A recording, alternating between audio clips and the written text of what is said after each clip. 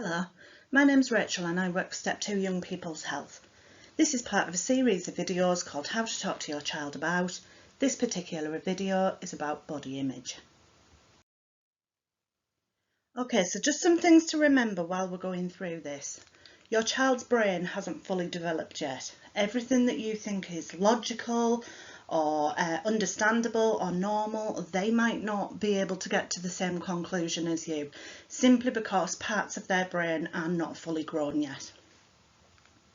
Please remember that it's fully normal for children to question their body. It's a standard part of puberty.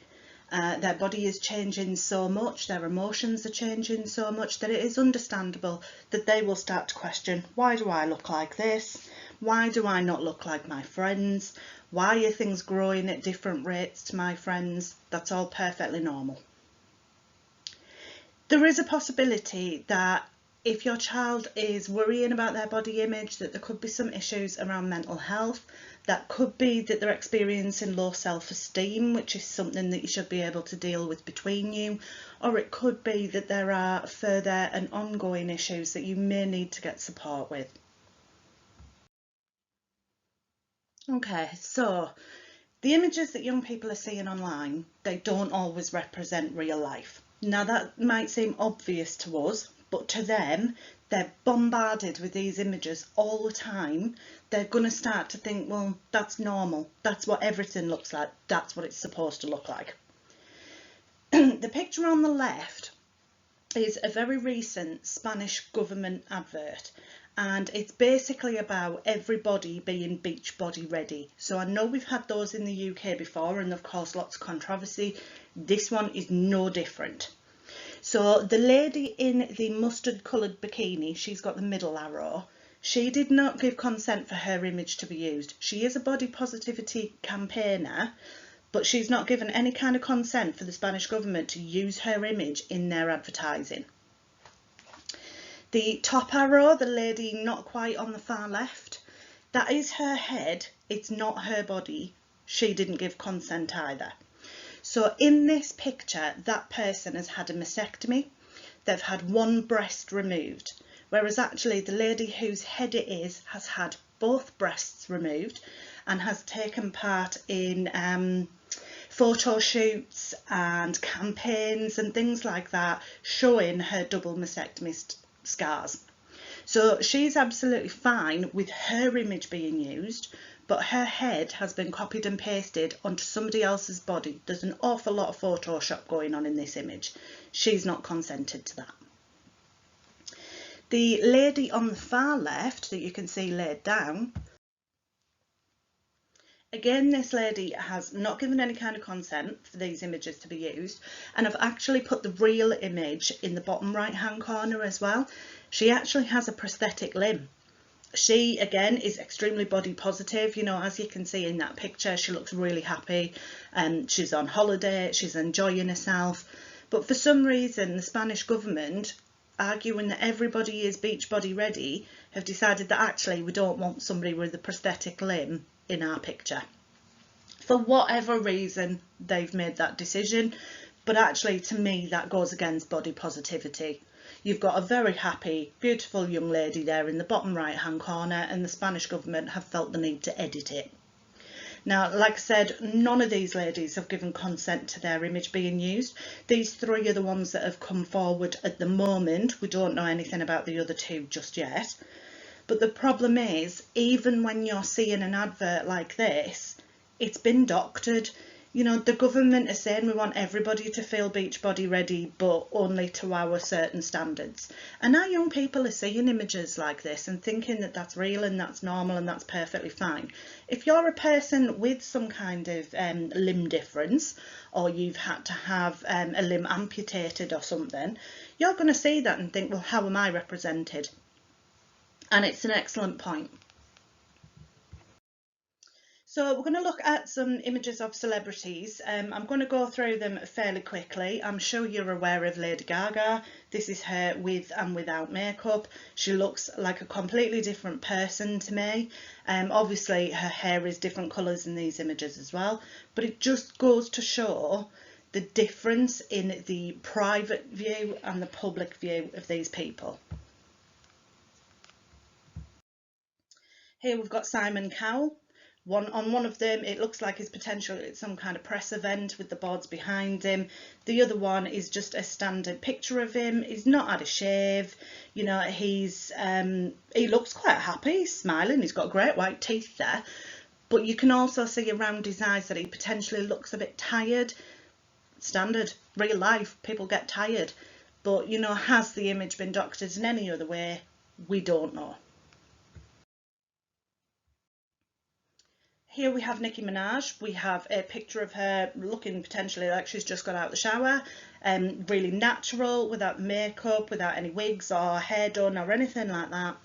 And then on the right hand side, you've got her public persona when she's performing. She looks completely different again. To me, it changes the shape of her face. Her cheeks look bigger in the second one. And again, that's down to makeup and artistry and airbrushing and things like that. We can look completely different in two separate situations. I'm not saying don't wear makeup, I'm not saying anything like that of the sort, but I'm saying it's really important to understand that that affects how we look, and that our young people might think that they have to wear makeup and things like that to look pretty, and that's not true at all. Here we have Cardi B, again, in one, you know, her hair's really natural, looks really wavy, really healthy. In the other one, it's obviously had a lot done to it, it's been straightened, it's got product in it, you know, I've never seen a parting that clear. She's wearing lots of makeup, she's dressed up, whereas in the other one she's in a hoodie, and again, she looks really, really different. Madonna. Madonna is a prime example, to be honest. She is um, older in years, shall we say, and you know, when she dresses up and she's got the makeup on and she's going to premieres or music events or anything like that, she looks immaculate. But actually, when she's just chilling out at home, she's not bothered for the red lipstick, she doesn't look bothered for the eyeliner to me in that one either. She just wants to wear what's comfy and go off and do what she wants to do. And it's important that we make our young people understand that it's all right to just shove your joggers and your trainers on and go for a walk outside. That's not a problem. Generally, people aren't looking at you. I've put RuPaul in just because it's a fabulous example of how your image can change. Now, there's quite a bit of work goes into making RuPaul look like this, as with many other drag queens. But it is a fantastic example of how you can glitz and glam yourself up. You know, RuPaul looks really good in that picture with the glasses on, looks absolutely fabulous. But then in the other one, a completely different view of the same person. We don't know the real people behind these images. I would imagine some of them now and again do just want to shove the trackies and the trainers on and stuff pizza in their face. But because we're seeing the public persona, that's what our young people are thinking is normal all of the time. There's loads of different pressures that are put on girls or women and boys and men. And it can be really difficult. If you identify as non-binary, you might not know where you sit in this. If you don't identify with these supposed features and pressures of your gender, then you might feel quite confused about that. And that can be really difficult for a teenager, especially while they're going through puberty and they're still trying to work out who they are. Societal pressures, though, for girls and women, we see it in magazines and things. Kim Kardashian supposedly breaking the internet with that picture of her with a bum out with a champagne glass resting on it. You know, apparently girls should have a really pert bum and should have really big boobs, and everybody needs to be pretty. You know, makeup and hair needs to be perfect. There can't be any cellulite anywhere. Everybody's got really clear skin all of the time, 100%, and they're all, you know, a really slim build. That's not representative of real life. We know that as a society we are getting larger. We know that there are now plus size models, which are absolutely amazing for body positivity. We're now seeing more and more models with prosthetic limbs, with limb differences, with other disabilities, with vitiligo and skin conditions. We're now seeing those on catwalks. We're seeing them in modelling shows, and that's fantastic, and it's not before time, but still there is an underrepresentation of what a general person looks like. Boys and men, we see this on programs like Love Island and other kind of dating programs like that, that the guys are all tall and muscly and really attractive, and they've got really good sense of style, and they've got a really good image. These things are all staged. Their clothing is provided for them. And yes, they've probably all got that body type, but that's why they've been chosen. They're not representative of the population of men in any way, shape or form. They are representative of what the producers think people want to see on TV, and that's it. So it may be that your young person is experiencing some low self-esteem. That's totally normal for a teenager going through puberty. However, it's when it gets a little bit more than that that there might be a bit of a problem there. Okay, if it becomes long term, it can have that significant impact. It can lead to depression and anxiety. So it's about you monitoring it as a parent and doing what you can do to intervene. We see ourselves in a negative light with low self-esteem. We don't feel able to take on any challenges. You know, you've got the image at the bottom there, I can't do it, I'm not worthy of it, you know, nobody loves me, I'm never going to be good enough for anybody. And a small amount of that is okay, that's normal, because actually that's how you build your resilience of, no, do you know what, I'm not putting up with that.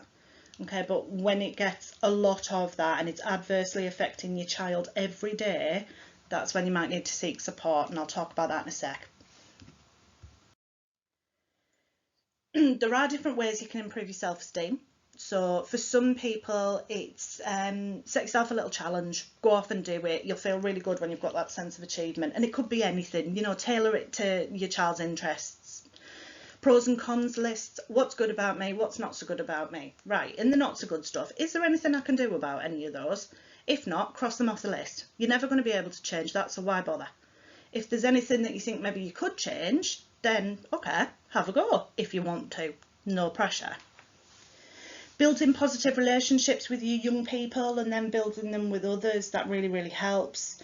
Self-care, if you're not aware, things really, they can be really, really basic things like just going off for a really nice aromatherapy bubble bath with some candles around it, or going for a walk in the woods and looking at the flowers and making yourself feel better.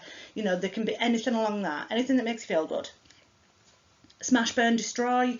Write your worries down on an old plate or something, take it outside and smash it, or write them down on a piece of paper and burn it. That's that kind of thing. And you see it going up in smoke. It's very, very visual if you've got a visual child. But obviously I would recommend to do that with, you know, you there watching them. Positivity jar, write down something good that's happened every day, stick it in the jar. When they're having a really bad day, go through the jar and read them. That one can be really, really powerful. Asking yourself, what can I do about it? If the answer's nothing, you need to try and let it go, because otherwise it will consume you. It could be that you decide to go on a digital detox. So you make a pledge as a family for a whole weekend, we'll do things together, we'll not use a mobile phone, tablet or any other device at all. And then you talk about it afterwards. Is it easy, was it hard, which were the worst bits, which were the easiest bits? You don't have to do a whole weekend. If a morning or an afternoon or a couple of hours is you know, more manageable for you, go for it. But I think you'll all benefit from the digital detox and doing it together. And it's important to remind your child that they are enough just as they are, and that you love them just as they are. Okay, so quickly here we've got some support services. So I work for Step 2 Young People's Health. We're a sexual health and mental health charity in the Bradford district, and we can offer counselling to young people. You've got our social medias there if they need to get in touch for anything. We work with James and Hale. James is an independent school, Hale is a health action charity, and we work together to deliver relationships and sex education across the Bradford schools. Childline's a really good one for young people if they feel they need somebody to talk to that's potentially not you. You've got Mind. Mind is a fantastic national charity. They have lots of support and things on their website, both for young people and for yourselves. And then I've put Beat the Eating Disorders charity in there as well, because it could be that if your young person is constantly seeing all these images, I need to be skinny, that it could lead to something else. And of course, you get support from that through the NHS.